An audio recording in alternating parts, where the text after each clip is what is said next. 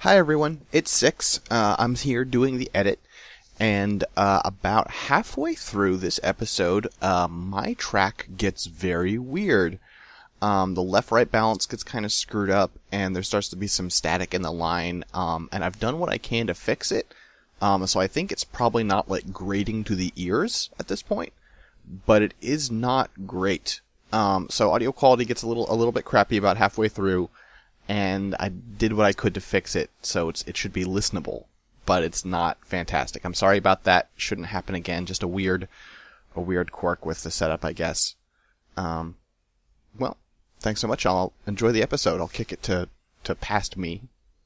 Hello, everyone, and welcome back to Neutral Game, your newbie-friendly fighting game podcast. I'm Six Detmar of Scanline Media. And I'm Miodrag of Real Soviet Bear Enterprises. What do you enterprise? Bears? Okay, alright, just checking. I've never asked before, and it felt rude of me to just let that go every time without ever inquiring as to your interests and passions.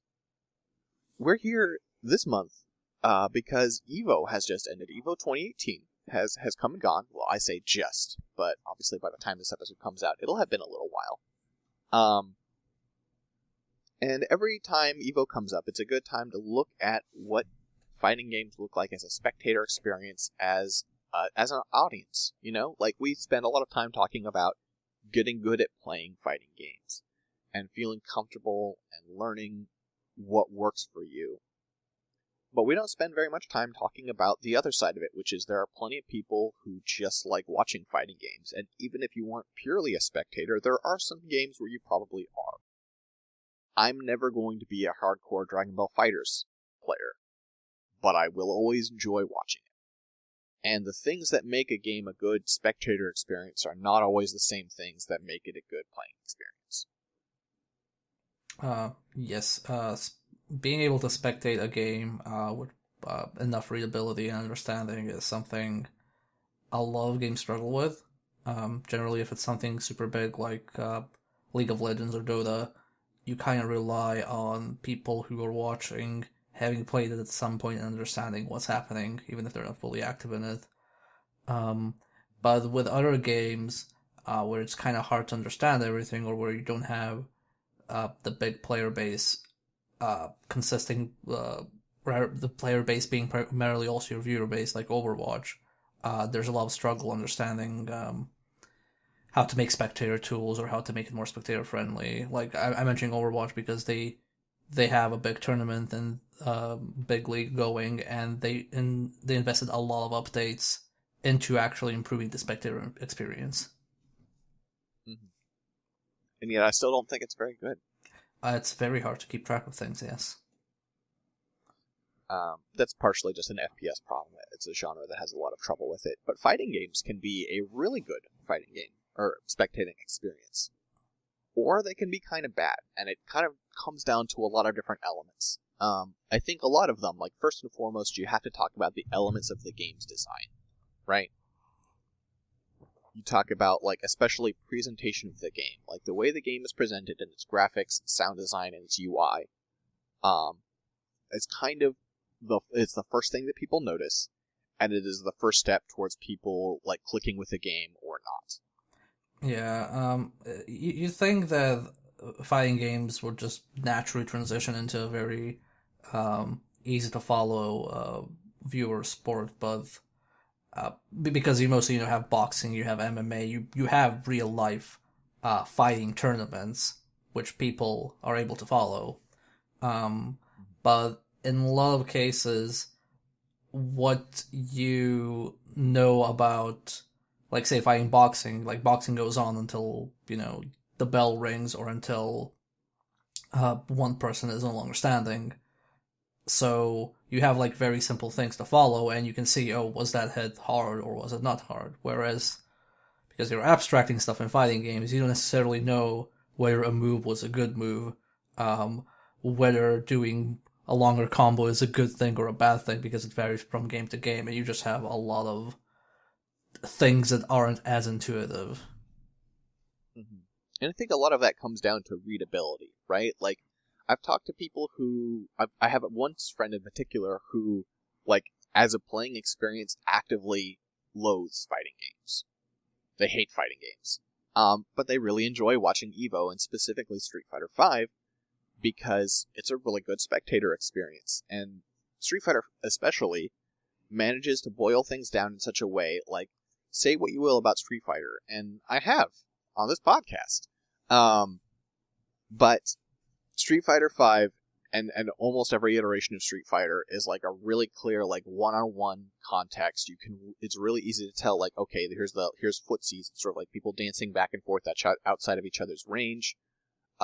Especially with Street Fighter V, they added crush counters, which is like a really good bit of animation and sound design to make it be like, oh, that was a big hit.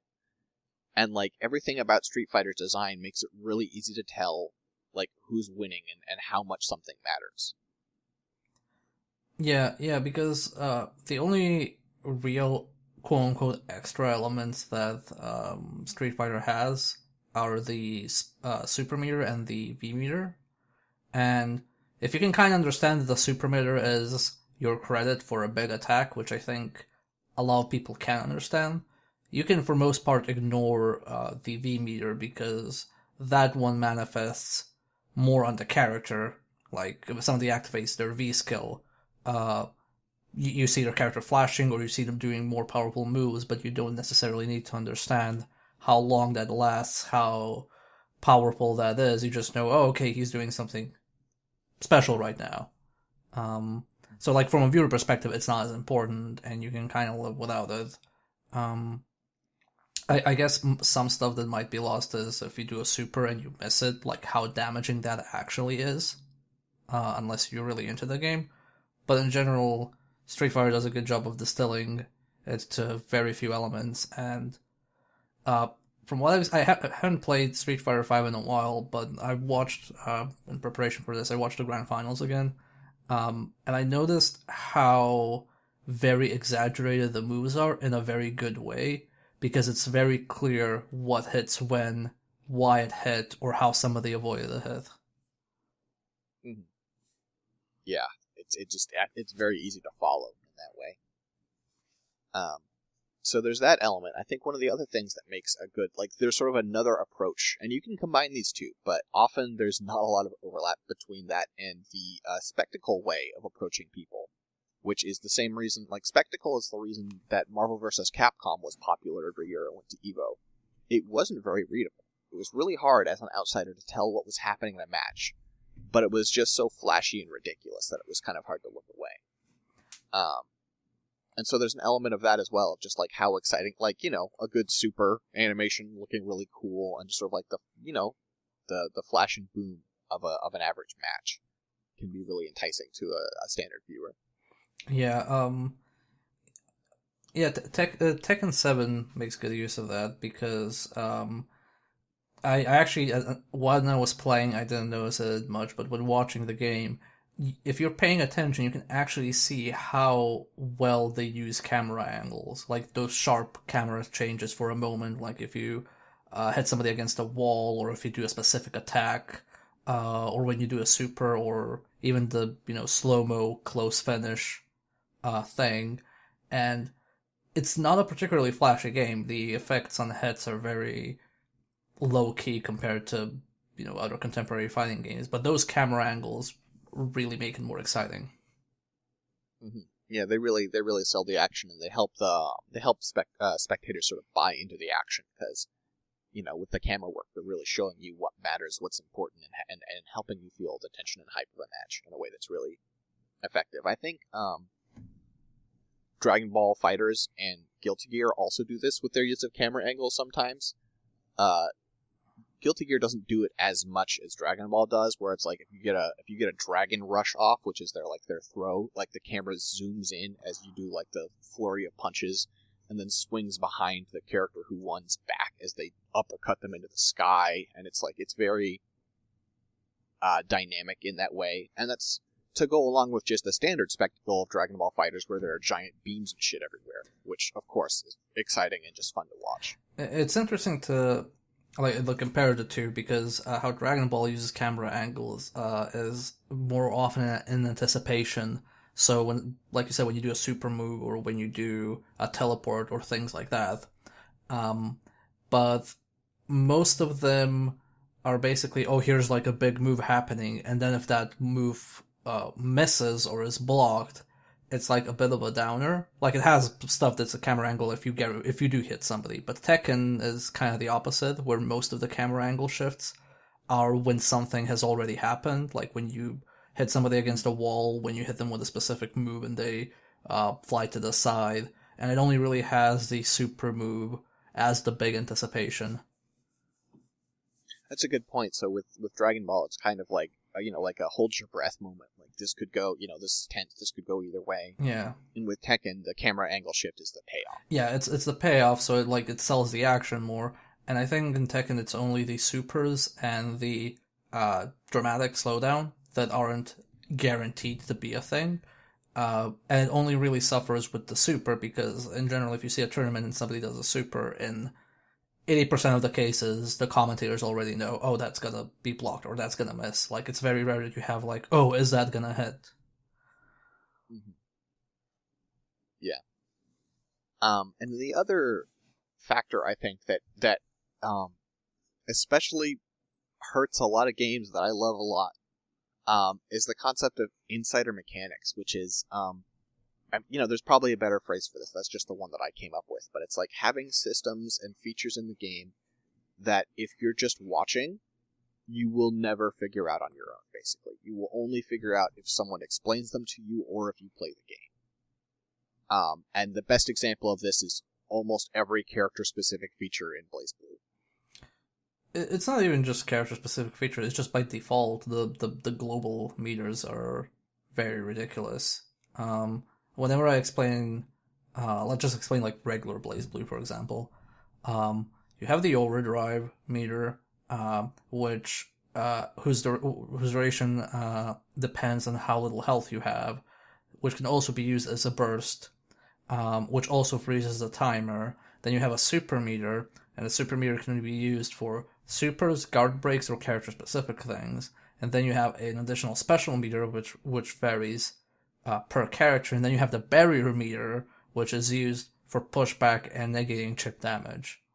So I'm running out of fingers on my one hand, and I'm slowly going to the other hand, and that's not a good thing.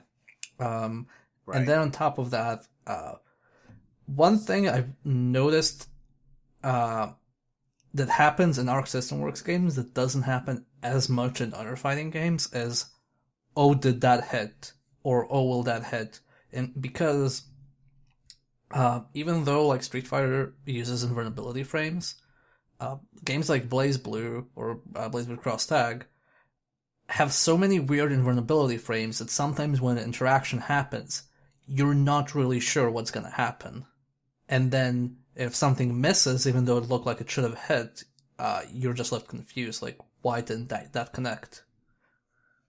Because they simply use invulnerability or move properties in a far different way. And we've talked about this in the past, but this is one of the weird instances where it can get worse as a series goes on. Like we've talked about, like, Soul Bad Guy has moves in Guilty Gear where he looks like he's just doing a normal punch, but he has full invulnerability on the upper half of his torso, and so he'll just be standing there sticking his arm out, and the entire top of half of his body, if you try and hit it, you'll just fly right through him. And that's because of a history of an entire series' worth of balance changes and shifts to his game design. But the result is it just looks weird as hell to a spectator. Yeah, it's very... Yeah, it's very weird, and it's very weird to explain, like, why are you invulnerable? I think for a lot of people it's a given, like, oh yeah, it's an anti-air move, of course it's upper body invulnerable, but when you just tune in and want to watch a game, it's very abstract as a concept of why are they immune in the upper body. I feel like if Street Fighter ever... I'm sure Street Fighter has a few weird interactions, but in general, in Street Fighter, at least from what I've seen, it seems much clearer if something isn't gonna hit or is gonna hit. Yeah. Yeah, I think it's much more obvious from the jump, and that, yeah, it makes it harder for people to watch this stuff. Because, yeah, I mean, like, even as you say, setting aside character-specific stuff, they're just weird interactions and just so many system-level mechanics that often Arxis games especially are just harder to watch. Yeah. I think this is also the case on, like, we mentioned Marvel earlier. One of, like, the big things that people will do in Marvel vs. Capcom, let's take 3 as an example. You can do this in any Marvel vs. Capcom game. Is you can, like, super jump to the top of the screen and then call an assist. And, like, there's a little arrow indicating that your assist is out there. But, like, even to people who are playing the game, they have trouble understanding what's happening there. If you're an outsider, it's just like, okay, they jumped to the top of the screen and they came down and their opponent was, like, being electrocuted, and I have no idea why. Yeah. Though it definitely makes the game more satisfying to play, but it does take away a lot of the viewer engagement. Like, you're not really sure why things are happening. I mean, even I sometimes like I'm playing BlazBlue Tag daily, and even sometimes then, like, some weird interactions happen, and I just stare at the screen and don't understand why didn't somebody not take damage, or why did I get away with something I shouldn't have. Like, it makes no sense. Yeah, especially because that game has invincibility and, like, weird cancels, and it has a lot of strange properties to try and make the game more dynamic and fast paced. But it does sometimes lead to some really bizarre moments. I mean, it makes it work from a balancing perspective, because the more knobs you have that you can turn, the tighter you can make something handle. The problem is, when you're turning those knobs, you're not in a position to update the actual visuals of the game. So we already mentioned this. You'll always have that disconnect, and that's just how Arc System makes their games. Speaking of which, a lot of those knobs get turned because of attempts to balance the game. And one of the big things that can put people off is balance. And not in the most direct sense, but it's just a natural result of balance, which is, like, if you're watching a top 8 and you see that everyone's playing the same character, you're going to get bored, right? Yeah. It's a very weird line to thread, because ideally what you want in a game is there are weaker characters and there are stronger characters, and then those stronger characters are strong enough that people might pick them, but the weaker characters aren't too weak, so when somebody picks them, they have the advantage of, oh, nobody has played against this character that much, and now they're in competent hands, therefore even the stronger character is struggling because they aren't sure what to do. That's kind of like the ideal scenario, because you're never going to achieve, like, perfect balance. The problem is, right, when somebody is ridiculously more powerful than the rest of the cast, and, you're here in a tournament, at the end of the day, you're here to win. This is your, like, for a lot of people, this is their day job. Like, they have to win, and, you're putting a lot of investment in, a lot of people are counting on you, it might be a sponsorship opportunity, and if you have a choice to pick a character that will give you an advantage, you will generally go for it. Even if it's boring, it's very human and reasonable to expect that people will go for it. And especially, like, I mean, so this is a combination of balance and presentation sort of going bad in a game that I think generally does pretty well. Dragon Ball FighterZ, I think, mostly had pretty good balance at this Evo, though there were some problem characters, and the presentation is generally stellar, right? Yeah, from what I've seen, like, there's a subset of characters that is almost not used at all. But it wasn't more common to have, like, a team composition. It was more common, like, oh, they have this as their secondary or tertiary character, like, seeing a Vegeta or a Bardock, because they're a very good, like, assist or a very good character to have as your secondary, like, pays off. But I didn't really see that many mirror matches with the exact same teams. Like, there were cases, but I don't remember too many. Well, you actually touched on what I was getting at, which was Bardock was in a lot of people's teams because he was very strong. And someone actually did the math because of this is an example of how sick people got of seeing Bardock. Bardock has his level 3 super, which is called Revenger Assault, where he, like, punches you 3 times and shoots a big beam. And it's kind of a long, obnoxious animation, but it's pretty powerful. And someone added up all the time that like the total time of seeing that super on screen during grand finals, and it was equal to the length of winners finals in BlazBlue cross tag battle. Like just all those supers back to back. Oh god, yeah.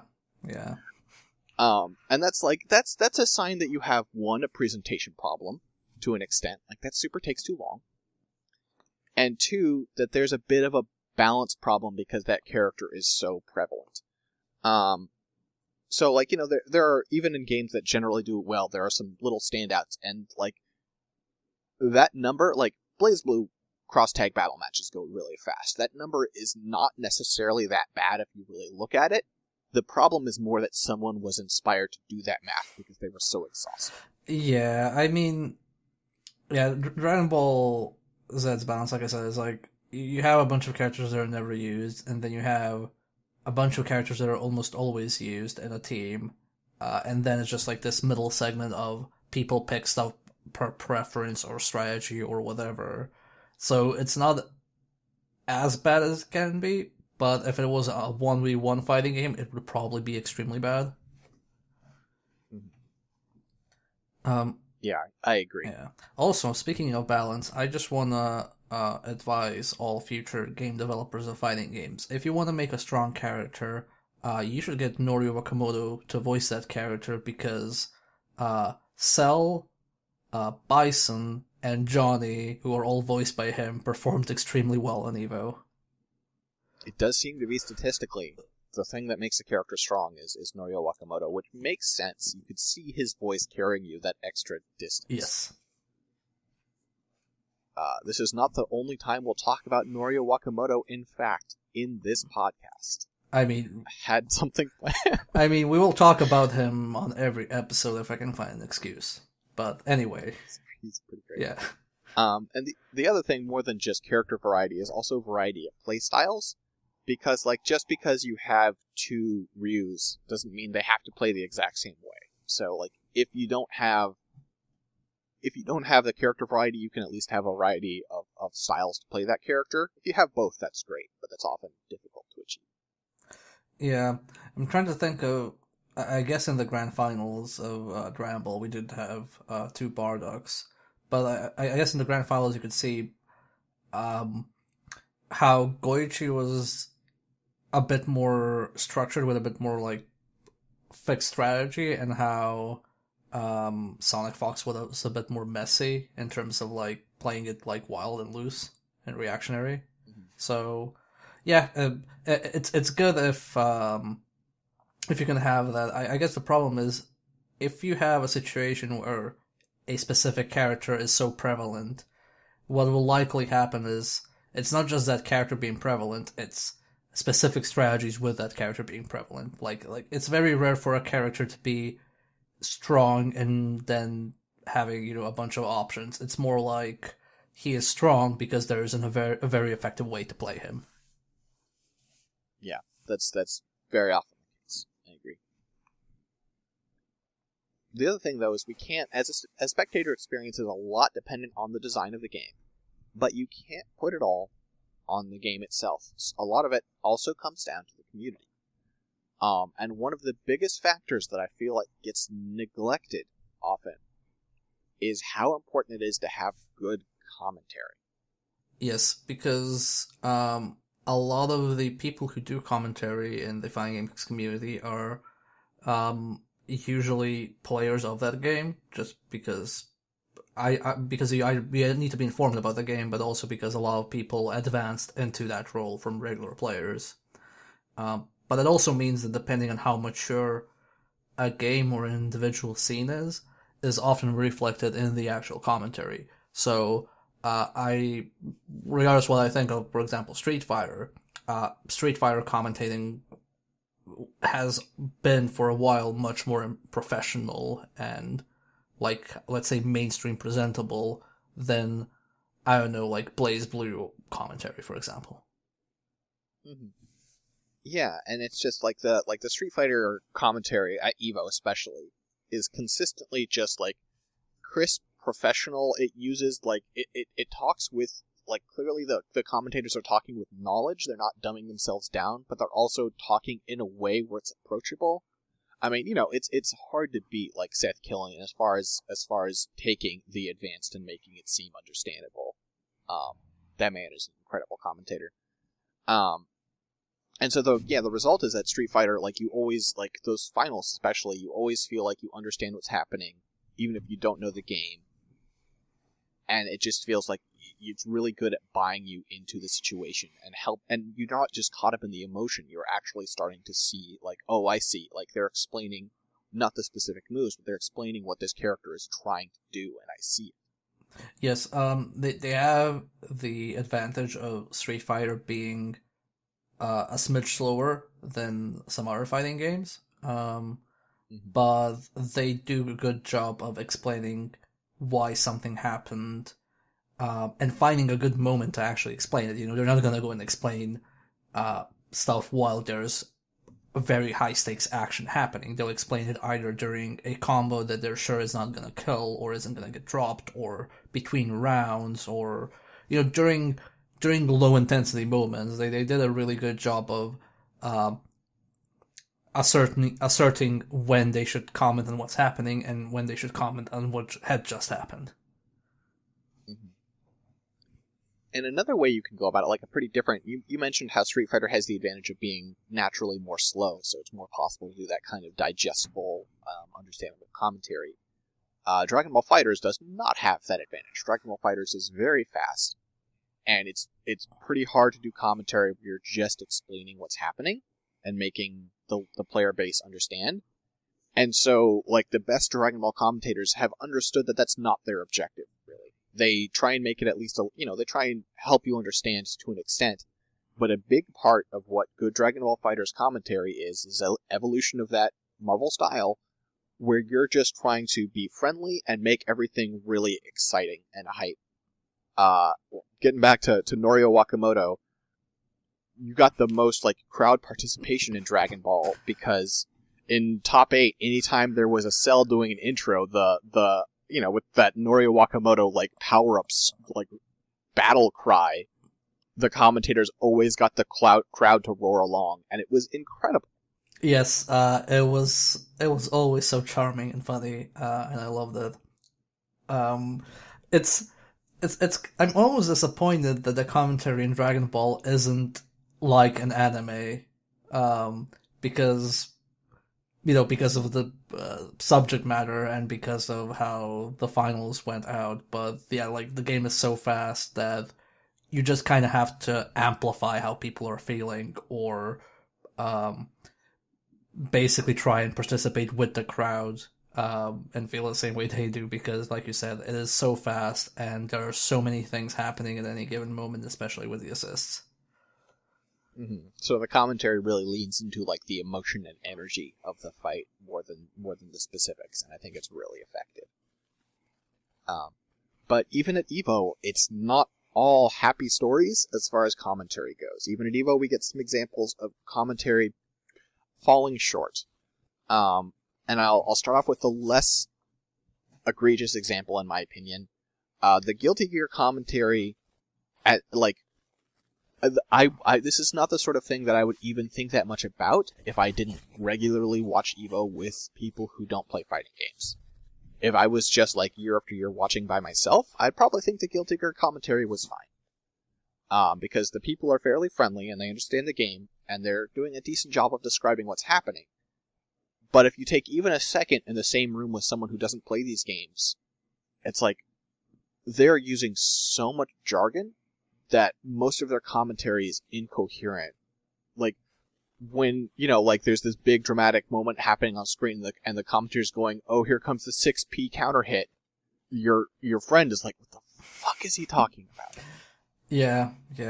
I'll be honest, because I was watching solo, I sadly did not notice that for the reasons you said, because I understand the jargon, but it's also because I understand what's happening on screen, so I don't really pay attention to the commentary as much.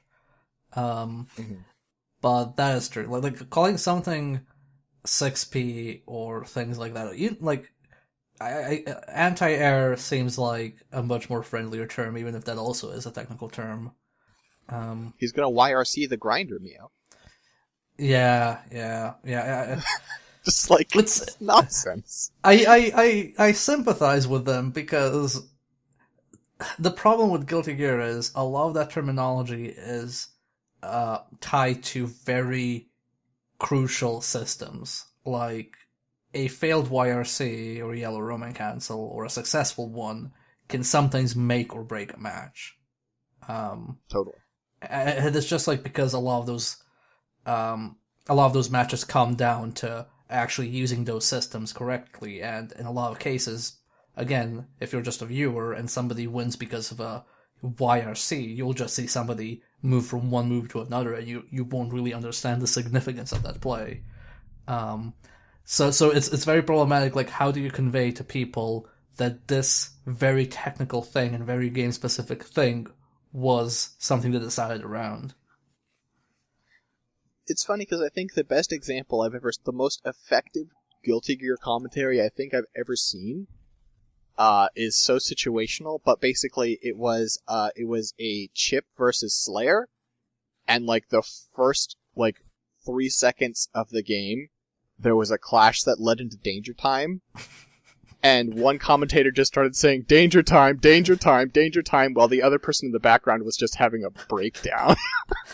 And it was that Dragon Ball or Marvel, oh, I can totally understand the emotion and craziness of the situation, because the odds of that are ridiculous, and the result of Chip getting one-touched from nothing is just bizarre and hilarious. Yeah. And then it's like you wonder, Danger Time happens, and then you have to explain to people, so why did Danger Time happen? It's because they clash. Oh, is that always there? No, it's only sometimes. It's, I guess because, again, Guilty Gear is very satisfying to play. It's just how do you explain the significance? But I guess the problem is you have MOBAs and you have MOBA commentary, and a lot of that also comes down to what gear you buy, or very crucial decisions that decide the entire match. But you have the space there. These are 30 to 40 minute matches, so you have time to explain, and there's a lot of downtime to explain these things in. But in fighting games, it's very compact, so you have to wonder how would you go about it? I don't know. I don't know what the solution to this is. I mean, I think the answer is to know when to to quit when you're ahead. Know when to be I think Guilty Gear is a game where generally the commentary should not be as worried about making things making you understand everything that happened, and more about conveying the tone and flow of a match, because you're not going to get everything across. Yeah, you made a good point earlier when you said that they realized they couldn't do Street Fighter style commentary with Dragon Ball, and so they found out the type of commentary they needed to do for Dragon Ball.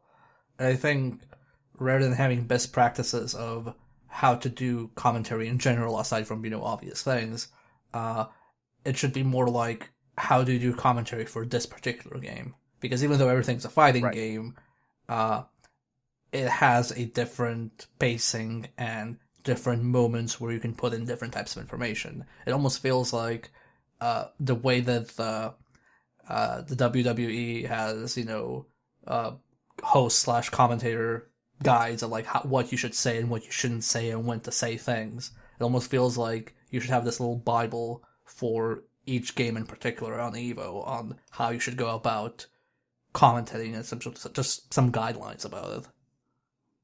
Totally, because I think if you want to look at how bad things can go, I mean, you're going to get worse, but not at EVO.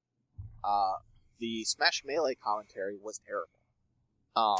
And the biggest problem was that I don't know who that guy was on commentary, but it sounded like he was trying to prove how smart he was by throwing around as much jargon and insider info as possible.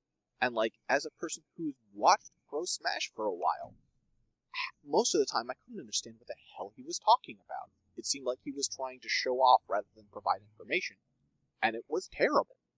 Yeah, I sadly did not follow that, but I did follow some other Smash stuff, which we'll get into. But yeah, it's kind of like EVO is the spotlight, and it's not just the players representing the game and themselves. It's also the commentators representing the game and the community. Like, everybody's kind of working together to have the game appear at its best on the show floor. Right. Yeah, totally. And I think the other community element we should talk about is one that's a little, like, this is bigger scale, so obviously it's going to be harder to affect, but it is worth noting, like, the player base is going to be a part of what makes people get into the game or not. And that's, like, we're talking about diversity. We're talking about, like, one of the things that made me really hype, and I was bummed she didn't make it in the top 8, but, like, there was a major female pro in Dragon Ball FighterZ. Yohozi was kicking ass and taking names, has been for a lot of the year. And it's like, hey, we don't get many women pros in fighting games. You get a lot of, like, especially in Street Fighter, you get a lot of people from different nationalities playing Street Fighter, where it's not just like, you know, US versus Japan, which it feels like in a lot of games is kind of the only narrative. I was actually very glad with how Street Fighter went, especially with a UK player, Problem X, winning it, because, you know, when watching Guilty Gear, and then when watching Dragon Ball, I personally, as someone who is European, was very tired of the US versus Japan thing. It's always that, and it's always that every year, and I understand people get hyped for it, but it's also, EVO isn't marketed as the top US tournament anymore. They're marking it as the top world tournament, but it still feels very much US centric. And, like, it's we still haven't gotten a moment to me that compares to, like, Punko, who was a South Korean player back in Street Fighter 4, when he became, like, when he started getting USA chants, just because they liked how he played. And it was like, it's kind of dumb, because that's like, oh, this is the only chant the crowd knows. But it was the crowd, like, doing but another way of looking at it was they were doing that same kind of passion they do for a hometown hero for this kid from South Korea who pulled off his shirt in the middle of the match. Well, so it was great. So since I'm not as informed, was he playing against a Japanese player? Yes, he was the only. I think he was one of 2 people left in top 8 who wasn't Japanese, and the other player wasn't American. Yeah. So it was kind of like adopting, and that's not great. But also, like, we don't even get that anymore. It is still just like either we have a U.S. player or everyone's like, oh well, whatever. Yeah. It's also because it's due to things we have not actually ever touched upon in this podcast, but also it is very hard to get into the U.S. Due to real life reasons right now. So it is very hard, even harder than before, to actually, you know, it's usually expensive to get to the US. You know, going to the US from, say, I don't know, like Sweden, it's a pretty big deal. But also with the addition of making it harder to actually get to the US, and, you know, Japan is pretty close to the US, it's gonna be mostly US versus Japan. Yeah, part of the reason I haven't wanted to talk about it on the podcast is just because, like, I feel like anything I want to talk about, I would relate to the podcast and our topic, you know? Yeah. And I don't want to be, like, opening up our borders more and allowing more, like, visas and visitors and stuff matters because I want better fighting game players. Like, that's a shitty angle. It is. We should do it because it's the right fucking human thing to do. And I don't think this is the place to get on that soapbox, but goddamn. Yeah. So often you will end up with this error. But again, we had a UK player, a very good Bison player, win Street Fighter V against fan favorite Tokido. So that was very impressive. And that's another thing, is getting back to that balance thing where we talk about seeing the same characters over and over. We've had a couple of years of Street Fighter V. I've never seen a Bison in top 8 before, and he won even. Yeah, it was really weird when I was told, oh yeah, Bison won Street Fighter, and I don't know much about Street Fighter V in terms of the meta right now, but I was confused because I don't recall when I heard Bison winning. You were like, I forgot he was in there. Yeah, like I thought he was not that good. Yeah.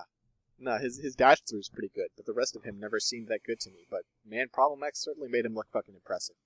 Well, yeah, it's also, again, what I said earlier, when people don't expect a character, or when a character isn't played, then people like the matchup experience, and then when somebody gets good with him, it gets very scary. Totally. So you know the Guilty Gear meta more than I do. Is Elfelt like a niche pick in Guilty Gear? So, Elfold was really strong in the sign, because I believe she was not in the arcade version. She was added later in the console version. Same as Sin, so there was she wasn't like the immediate pick of Japan, but she was like in the West, and then people got in general pretty good with her, and she is really strong. I think she's not as strong as she was on release of Sign, but she's still pretty competent, especially with those shotgun loops. Strong enough to get third place at Evo when we got a American player Lost Soul taking third in a game that has been just dominated by Japanese players forever. It's pretty much forever. It is, first off, I think this was Lost Soul's first Evo tournament. I'm not 100% certain, but I know he was considered like a newcomer, and a new name. So he did a really good job, and it is very healthy from like my point of view that there's more Western players breaking into Guilty Gear, and getting results, because for the longest time, you had the local scene in the US, before you had netplay, and then you had the arcades in Japan, and obviously the people in Japan had a stronger community, more practice, more incentive to play. So, and a lot of that knowledge from a decade ago still carries over to the current game. So it's very good to actually see, players, not just new players, but players with new characters getting results. And also not seeing Raven win. Yeah, I mean, like, if I had my way, like, next year, like, the Street Fighter winner would be, like, from Brazil or something. I want this to continue to expand out, and I want to more and more tear down this US versus Japan narrative, because one, it's played out, two, it's fucking ethnocentric and sucks ass, and three, just like, the more people get an opportunity to compete and show their style in these games, the better off we are. Like, remember when in Marvel 3, like, there was this like established meta of how the game was played, and then from South America, King Blue River came up and kicked the shit out of everybody? Yeah, I want something like that to happen as well. I mean, if we ever get a King of Fighters on the main stage again one day, like South America and Mexico have really strong SNK players. Yeah. I think the more global the fighting game community is, the more equal access we grant to everyone, the better off everyone is. It's like free trade. It's like we get more styles, we get an incredible range of new players, and we just get more passion and more right. I mean, it happens the most in Street Fighter. Like, wasn't it a few years ago that you had the French player who played on a like PlayStation 1 pad? Like, not even like a DualShock, like a non-analog PlayStation 1 pad, and won. Yep. Yeah, and yeah, we sure did. And I really want to see more of that stuff. I guess the contemporary equivalent of that is that Dragon Ball is bringing together people from different game backgrounds, but not as many from different like cultural backgrounds, at least on the main Evo stage. Well, and that partially is because it's Dragon Ball's first Evo, yes. Right? I think there was, I'm sure for especially for international audiences, there was a question of like, and do I want to buy in for this like unproven game at Evo? I hope next year we're going to get people, because Dragon Ball has pretty universal appeal, I think. Yes. I think we're going to get people from around the world, and I'm really excited for it. Yes, and I would be extremely surprised if after this showing we don't get Dragon Ball next year again. Like, it would be ridiculous if we didn't. I mean, I half expect. I don't think this is actually going to happen, but like, I would not be that surprised if they were like, and Dragon Ball's the final game this year. Oof, it's very weird because you have to compare the brand recognition of Dragon Ball and Street Fighter, and like which one of the two has the bigger brand appeal, and then which one of the two has the bigger brand appeal on a stage like Evo. So, like, moving Street Fighter from the final game, like the big finale, is something that's really difficult. It's a very big decision. Yes. So I don't expect it to happen, but if it did, I would not be astonished, because I feel like Dragon Ball really... I mean, Dragon Ball was what everyone was talking about this year, throughout the whole tournament and after. Yeah. Kind of I don't think it'll happen, mostly because Street Fighter is not going the route that Marvel did, like becoming, neglected and kind of toned down. They are, like, regardless of how the game, like, does and, like, what popular opinion is, that game is being actively worked on and expanded, like, all year. So it has enough backing to be the big game, always. At least next year. When we come back and do Evo episode next year again, maybe the situation will be different.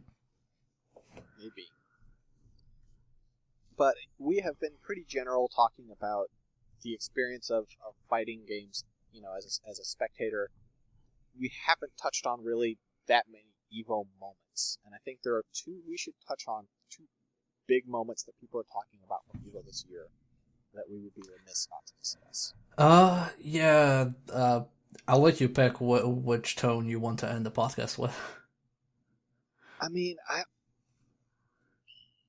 honestly, I think we should get the Dragon Ball one out of the way first, because I'm going to have more to say. I'm okay with ending the podcast by yelling at people. Please don't yell at me. Okay, so the Dragon Ball Z Grand Finals had a bit of a curveball, where during the Grand Finals, or between matches, in the Grand Finals to be more specific, Sonic Fox, playing versus Goichi, he requested a ruling that allowed him, as the player who had just lost, to switch sides. Like, to pick the player one side. And what this led to was, first off, confusion from the Evo staff, who weren't sure whether he was allowed to do that, at least going by the stream video. And then afterwards, once they have determined that yes, indeed, he could do that, the confusion on with Goichi and them translating to him how to do it, and then having a coin flip to decide. So the coin flip was weird because they agreed on, they do a coin flip, and if Sonic Fox wins, he gets the player one seat. Technically, by the ruling, he was allowed to just get the player one side. That's it. Because he lost. And the issue with that was Goichi was pretty much in the zone. So the match before that ruling was invoked, he very convincingly beat Sonic Fox. And a lot of people, so I think the term is that Sonic Fox iced Goichi, aka made it so he could cool off and get out of lose momentum, essentially. And a lot of people attributed Sonic Fox victory to pulling off that, oh, I want to switch sides, having Goichi cool off, and that's why he won. And that's problematic on several levels, so I'll let you maybe start with the first one. So I guess I'll start off by saying, I think being allowed to switch sides, so when two players match up in a tournament, which side they're on has been basically randomized before the match starts. And so the fact that, the second game of a set is technically a new game, it makes sense that you should be allowed to re-randomize. I think that's totally fair. I think that the rule that Goichi could just be player one is wrong. I think they were right to do a coin flip. Not like wrong as in that's not the rule. Wrong as in that's a stupid rule. But like, yeah, no, it's a new match. I think re-randomizing is totally fair. As far as like putting Goichi on ice, a few things. One, I mean, that rule is the rule. He's well within his rights to invoke it. Like, that was a rule that existed in the Evo books that just hadn't been invoked in such a long time that they forgot about it. And Sonic Fox remembered. So, he invoked a rule that existed. He's allowed to do that. It wasn't his fault it took so long. And two is, it's not like that's the only way to do that. People all the time lose a match and go to character select and just sit on character select for a minute to think, or check their phones, or do whatever. Like, this, like, momentum shifting is just part of the game. And if you don't want it to be, I think you could institute some rules being like, you have this much time, and maybe those rules do exist, and they just don't come up. This much time between matches is what's permitted, you have to keep playing. But, like, this isn't a unique move on Luigi's part. I don't have a problem. Sonic Fox's part, I'd say. Sorry, Sonic Fox's part. I don't have a problem with it. Yeah. So, I have a few opinions on this, and I'm gonna try to be, like, in the interest of time, very concise. Like, my first point is, I think when you see how they're playing, I think it is a ridiculous disservice to both players' skills that saying who was on which side determined the winner.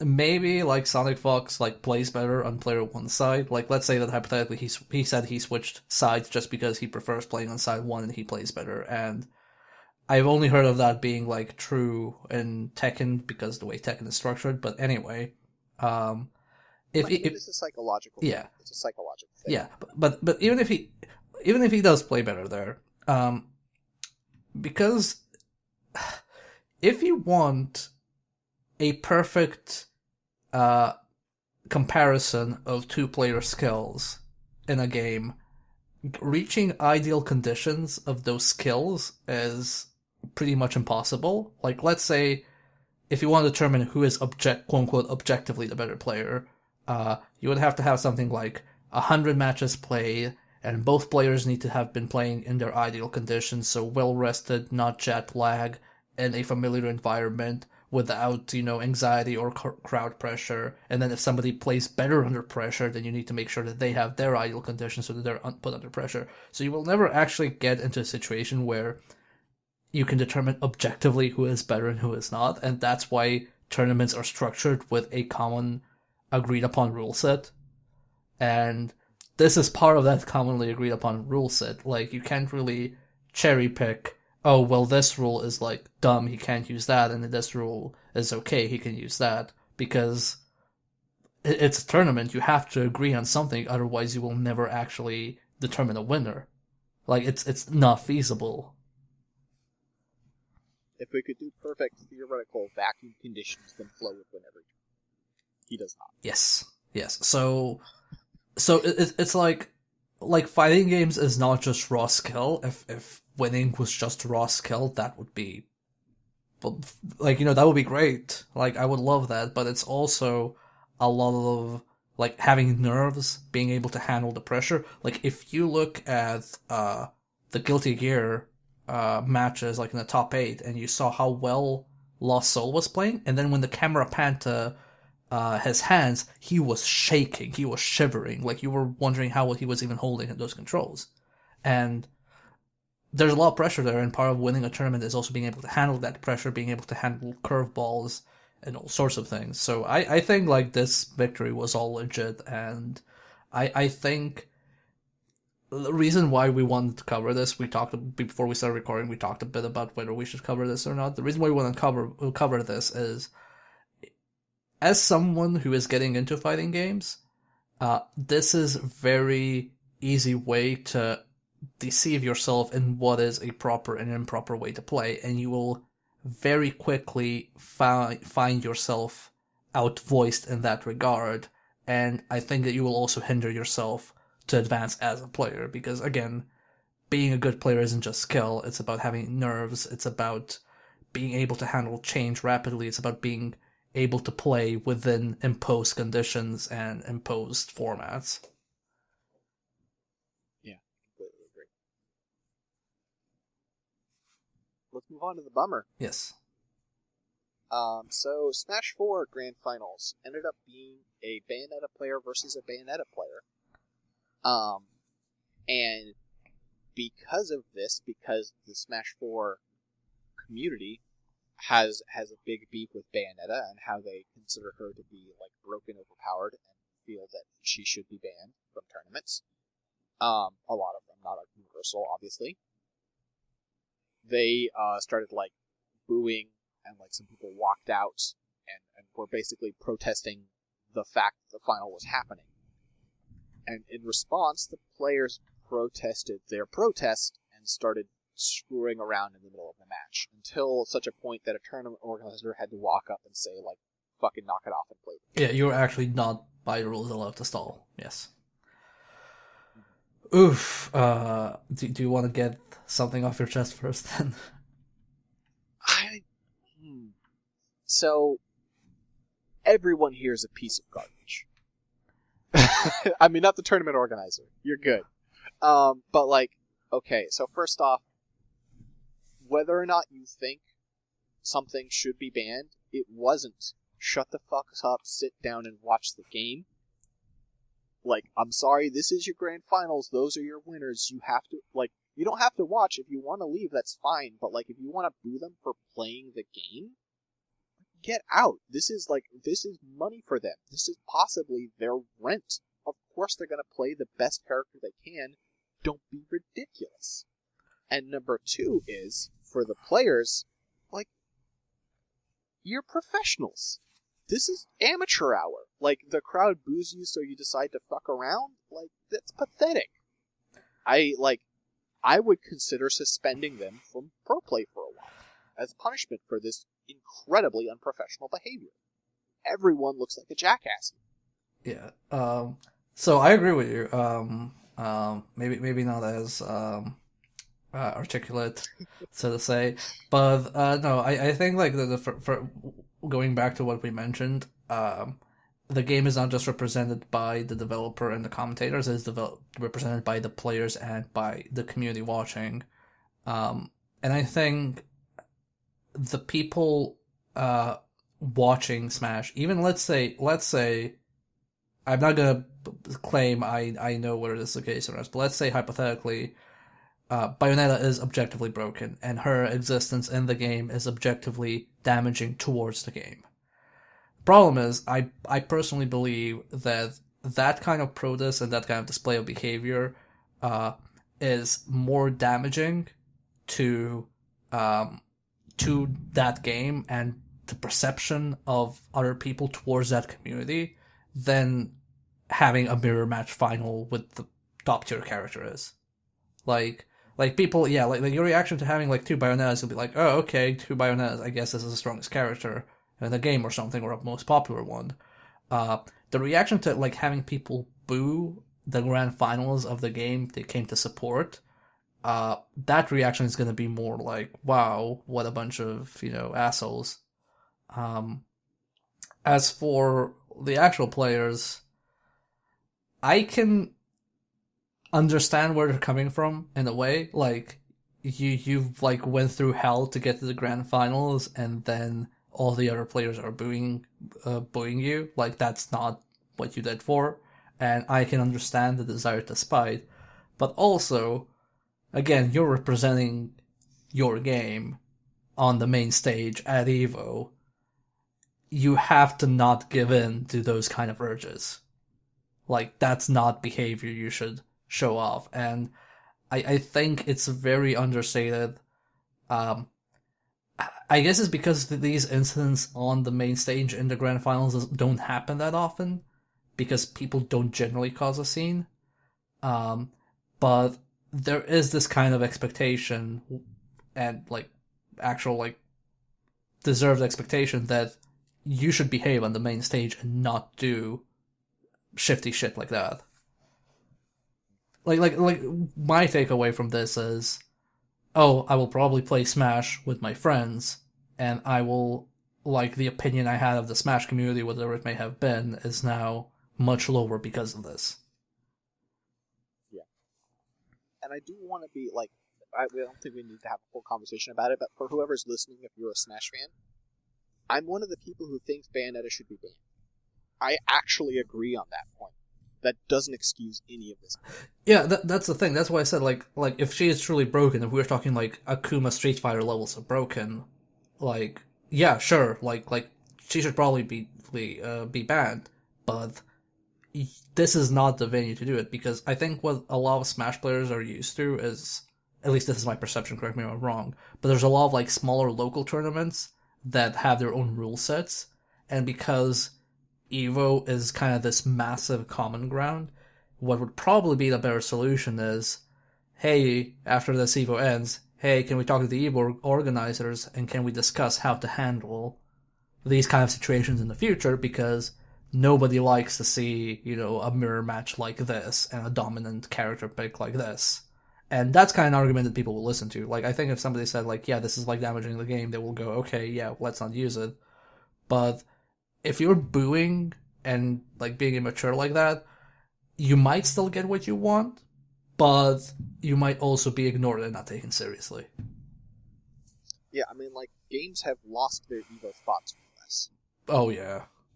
I still remember the Blaze Blue Chrono Phantasma Grand Finals, which were amazing, and people who have never touched, they were ridiculous, and then next year, just Blaze Blue wasn't on the main stage, that's it. It's just gone. Such a bummer. Yeah, and I think a lot of it is because Smash is in a very privileged position, because it gets a lot of attendees and it gets 2 games on the main stage. Like, I don't think any other series gets 2 of its games on stage. So it's in a very privileged position, but it's also, I wouldn't say like young, because they've been here for a while, but in general, it's very immature, or rather, it's very segregated from the rest of the fighting game community. Not entirely due to their own fault, because the fighting game community has the running joke of shunning Smash, but it's still a thing. Like how we say that, like, commentators try to pick up things from different fighting games, like how there's always kind of communication between Street Fighter, Dragon Ball, Arc System games. Like, there's usually some overlap, but there's almost never overlap with Smash and other fighting games. So yeah. And like you mentioned, like, no, go ahead. You mentioned like they're not young, but they kind of are. Like, the thing is, like, they're not young. The scene has been around for a while, but that's just that much time of them not having like a professional, like, main stage spotlight and being able to build some fairly immature habits that are now hard for them to unlearn now that they're getting a big spotlight. Yeah. It's not like I want this be like dunking on Smash or dunking on the Smash community. I just think, like, every community, especially that's on stage and that's in Evo, it's responsible to how to represent their game and their community, and everybody needs to understand that these are like very high stakes, and it's very easy to just vanish. Like, everybody thought that Marvel 3 would be forever, and then it stopped being forever. It's just stopped happening. Like, don't think that, like you said, games have vanished for less. And I think also you don't want this perception. It's kind of a two-way street, because, like I said, the FGC shuns Smash players, and then Smash players, don't really care about, like, a lot of the other FGC games. It's a two-way street, but also somebody has to, like, start giving. And I don't know. I think it's, like, very irresponsible to represent something you're so passionate about and that you like so much in such a light. Yeah, I think that's the last word on that. Yes. With that said, Miodrag, where can people find you on the internet? On the internet, you can find me on twitter.com/mdkii, that's MDK Roman numerals 2. You can tweet at me and ask me things about this podcast, fighting games, video games, game dev, anything you really want. I will try my best to respond. And you can also catch my streams on twitch.tv/RealSovietBear, where I play through in like entire games and also take breaks by playing fighting games and rhythm games. So, Where can people find you? So I'm Six Detmar. You can find me on Twitter at Six Detmar. That's SixDettmar. If you want to find things that I do, I'll put a little bumper at the end because I have 7 podcasts. I should probably dial it back, but I will not. I've got a Patreon at patreon.com/scanlinemedia between me and my friend Jennifer, where we do, that supports our podcasts like this one, and then also, our writing, various other things. Yeah, just I like criticism and doing creative stuff. And occasionally you can find me on Miodrag's podcast, usually losing their fight. You mean streams, not podcasts. We're not fighting on the podcast. Yes. I hope. Yes. Well, I mean, we do a little fighting on podcasts. Sometimes, but yeah. Well, thank you all for listening in, and have a nice month. We will catch you in 30 or 31 days, I forget. Days I forget. Days I forget. Days I forget. Days I forget. Days I forget. Days I forget.